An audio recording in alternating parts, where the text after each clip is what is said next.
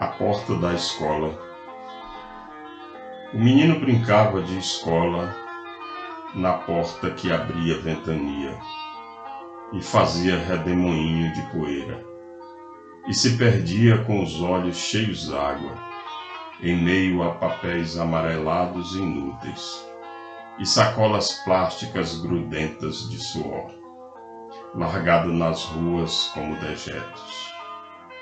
O menino brincava de estudar na porta da escola que se fechava antes do sinal da sirene tocar. Nas paredes sedentas de suor, gradeadas de ferro para ninguém entrar.